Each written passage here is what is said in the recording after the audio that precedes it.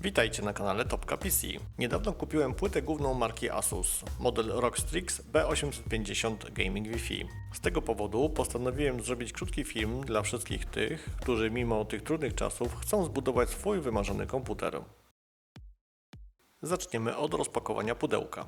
Producent umieścił w nim nie tylko samą płytę, ale także dodatkowe akcesoria, które ułatwią montaż i zapewnią pełną funkcjonalność urządzenia. Jednym z takich dodatków jest antena Wi-Fi. Rozkładana, magnetyczna konstrukcja zakończona dwoma wtykami. Wtyki te można łatwo zamontować do odpowiednich portów na płycie głównej za pomocą mechanizmu na wcisk. Antena ta umożliwia stabilne i szybkie połączenie bezprzewodowe dzięki modułom Wi-Fi 7 i Bluetooth w wersji 5.4. Zanim przejdziemy do samej płyty głównej, pokażę Wam jeszcze, jakie dodatki Asus dołożył do pudełka. Niestety nie ma ich za wiele, ale na pewno ci, którzy lubią gadżety od firmy Asus, będą zadowoleni. Jak widzicie, od razu rzuca się w oczy dołączony brelok Republic of Gamers oraz kilka naklejek z logo produktów firmy Asus. Myślę, że każdemu, komu podobają się naklejki, spodoba się także brelok. Może on zostać wykorzystany w fajny sposób albo pozostawiony i sprzedany za 20 lat. Oprócz faktycznych gadżetów takich jak naklejki i brelok, w opakowaniu znajduje się również instrukcja obsługi płyty głównej, certyfikaty oraz inne dokumenty wymagane przez prawo unijne. Ponadto Asus dołączył do płyty głównej dodatkowe podkładki gumowe dla dysków SSD M2 umieszczone w oddzielnych woreczkach, co właśnie w tej chwili widzicie na filmie. Oprócz podkładek mamy jeszcze tzw. Q-Slide, specjalny zaczask, który automatycznie blokuje dysk M2 po jego dociśnięciu, zastępuje klasyczne śrubki i przyspiesza instalację. Tutaj ponownie dodatkowe podkładki pod dyski M2.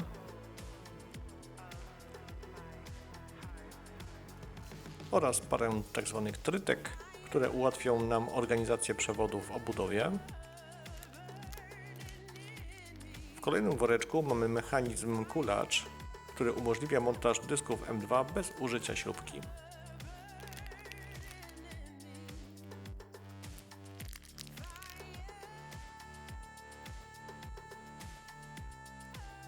Na sam koniec pozostawiłem dwa przewody z SATA, bo tyle portów SATA posiada ta płyta główna. Przewody, jak widzicie, są w kolorze czarnym.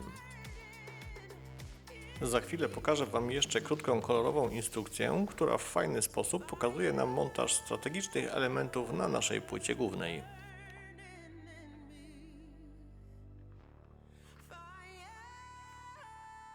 Teraz przyszedł czas na płytę główną. Ponieważ jest to dość duży element, podzieliłem cały opis płyty głównej na kilka części. Mam nadzieję, że ten sposób wyjaśni Wam wszystkie wątpliwości dotyczące tej płyty głównej.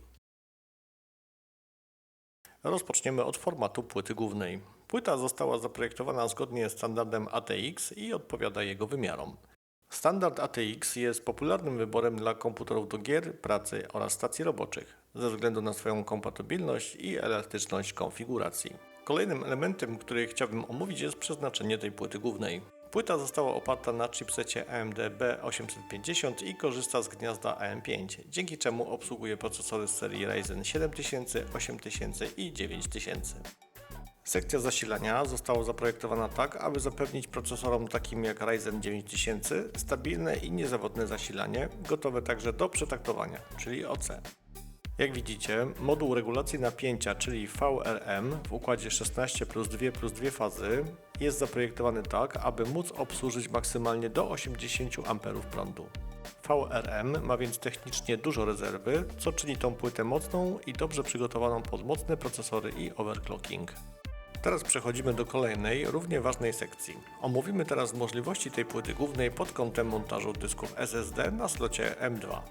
Pod radiatorem, który właśnie demontuję, znajdują się 3 miejsca na dyski SSD w slotach M2. Do radiatora przymocowane są 3 termopady dla każdego z dysków. Sloty, których nazwy za chwilę zobaczycie, mogą pomieścić dyski M2 o różnych rozmiarach, od wielkości 2280 aż do wielkości 22110. Jako ciekawostkę dodam, że wymiar np. 2280 oznacza dysk o wymiarach 22 mm szerokości i 80 mm długości. Poza miejscami na dyski M2, które przedstawiłem przed chwilą, tutaj gdzie widzicie ten rozbudowany radiator, znajduje się jeszcze jedno miejsce na dyski M2. Rozbudowany radiator świadczy o tym, że w tym miejscu możemy bezpiecznie zamontować bardzo szybki dysk M2 PCI Express 5.0x4. Po zdemontowaniu radiatora widzimy, że termopady są po obu stronach, zarówno od strony radiatora, jak i od strony PCB płyty głównej. Należy o tym pamiętać i przed montażem dysku usunąć folie zabezpieczające zarówno z góry, jak i z dołu dysku M2. Jak widzimy, w slocie M2 możemy umieścić dysk SSD o wymiarach 2242, 2260 i 2280. W kolejnym slocie M2 możemy umieścić dysk o wymiarach 22110 oraz 2280. W slocie M2 dysk o wymiarach 2280 i w slocie M2 także dysk o wymiarach 2280. Podsumowując, tylko w slotach M2 i M2 możemy umieścić inne dyski niż o rozmiarze 2280. Jak pewnie część z Was się domyśla, szybkość dysków SSD zamontowanych w slotach M2 w dużej mierze zależy od modelu procesora zamontowanego na płycie głównej. Powyższa grafika pokazuje, które procesory pozwalają na maksymalną prędkość dysku M2 w slocie M2 Oczywiście, aby to osiągnąć, musimy użyć dysku M2 przygotowanego do magistrali PCI 5.0 i obsługującego tryb razy 4. Inne sloty M2 również mają podobne zależności, co widać na powyższej grafice. Dodatkowo, jeśli użyjemy drugiego slotu PCI Express o nazwie G4, stracimy możliwość korzystania ze slotu M2 ponieważ slot M2 współdzieli magistralę z tym slotem PCI Express. Obsługa macierzy RAID zależy przede wszystkim od płyty głównej i chipsetu, ale częściowo także od procesora, który udostępnia linię PCI dla dysków M2. Dlatego przed budową macierzy RAID warto sprawdzić zarówno specyfikację płyty głównej, jak i procesora, aby upewnić się, które sloty M2 mogą działać w macierzy RAID.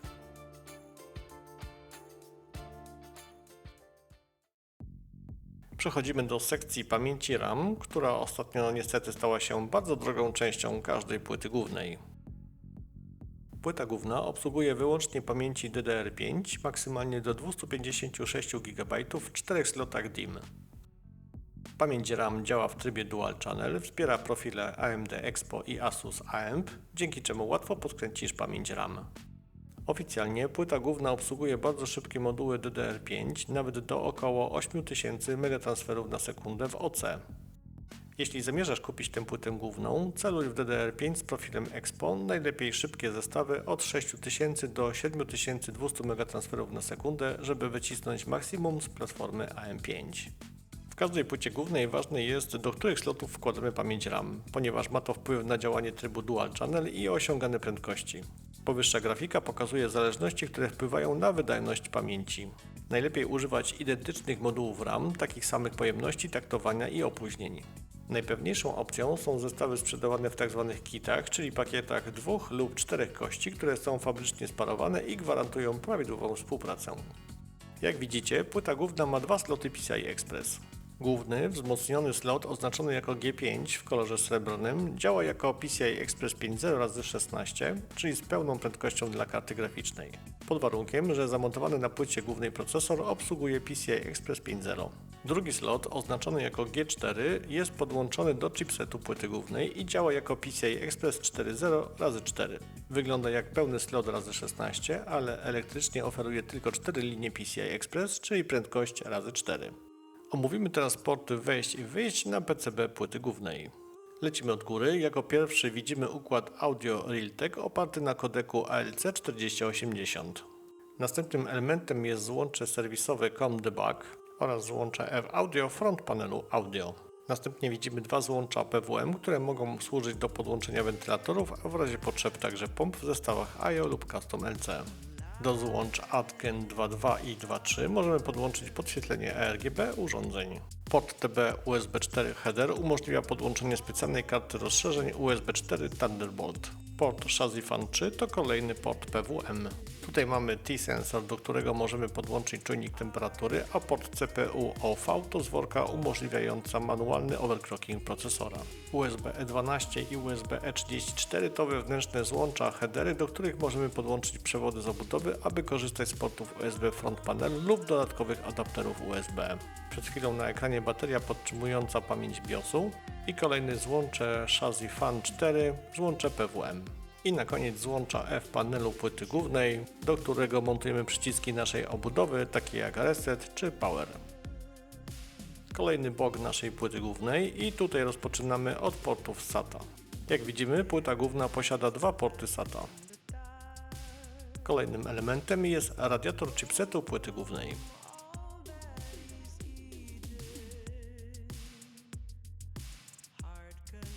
Tutaj widzimy header U5G89, do którego możemy podłączyć przewody np. z obudowy, aby mieć szybkie porty USB-C lub USB-A na froncie komputera maksymalnie do 5 gigabitów na sekundę.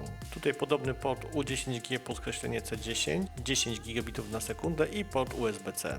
ATX PWR konektor główne złącze zasilania płyty głównej. Przycisk Start służący do włączenia płyty głównej głównie w obudowach typu Test Bench. Tutaj mamy kolejne złącze ARGB, a tutaj jest sekcja diod QLED, które wskazują status kluczowych elementów podczas bootowania na płycie głównej. Kolejny bok płyty głównej i kolejny port PWM przeznaczony dla wentylatora i dla pompy IO lub Custom LC. Niektóre porty PWM mają oznaczenie Q-Fan Controlled, co oznacza, że wentylatory podłączone do płyty głównej są sterowane automatycznie przez system BIOS UEFI w zależności od temperatury komponentów. Tutaj możemy zauważyć radiator sekcji zasilania, a zaraz koło niego znajdują się dwa dodatkowe porty 8-pinowe służące do dodatkowego zasilania procesora o oznaczeniu CPU_12V_2 i CPU_12V_1. Pod portami zasilającymi znajduje się dioda informująca, czy złącze jest prawidłowo podłączone i czy zasila płytę główną. Na sam koniec zostawiłem opis tylnego panelu płyty głównej. Rozpoczynamy od portu SPDIF, który stanowi cyfrowe bezstratne wyjście audio. Następnie mamy Line Out, analogowe wyjście dźwięku, a także port MIDS In, wejście do podłączenia mikrofonu analogowego. Tu widzimy dwa złącza przeznaczone do podłączenia anten Wi-Fi, a także port ethernetowy o przepustowości 2,5 gigabita na sekundę. Następnie port USB-A o przepustowości 10 gigabitów na sekundę. Następnie port USB-C o przepustowości 20 gigabitów na sekundę. Port USB przeznaczony do flashowania BIOSu, kolejny port USB 2.0, następnie możemy zauważyć kolejny port USB typ A w kolorze czerwonym. Tutaj widzimy przycisk, za pomocą którego wywołujemy proces flashowania BIOSu oraz przycisk, za pomocą którego możemy taki BIOS wykasować. Następnie port USB-C o przepustowości 10 gigabitów na sekundę i 4 niebieskie porty USB-A o przepustowości 5 gigabitów na sekundę. Na tylnym panelu płyty głównej mamy także port DisplayPort oraz HDMI, do którego podłączamy monitor, jeśli nasz procesor posiada zintegrowaną kartę graficzną. Doszliśmy już do końca mojego filmu. Ciekaw jestem, jakie są Wasze wrażenia dotyczące tej płyty głównej. Asus to firma z długą historią, a linia ROG Strix od zawsze cieszy się dużą popularnością wśród użytkowników. Dlatego tym bardziej interesuje mnie, co Wy o niej sądzicie. W kolejnym filmie pokażę Wam, jak wygląda BIOS tej płyty głównej oraz jakie opcje mamy tam do dyspozycji, więc koniecznie wypatrujcie nowego odcinka. Dziękuję wszystkim nowym subskrybentom oraz tym, którzy już od dawna obserwują mój kanał. Dzięki za łapki w górę i mam nadzieję, że moje filmy Wam się podobają. Pozdrawiam Was wszystkich serdecznie i do usłyszenia już niedługo na moim kanale. Trzymajcie się. Cześć!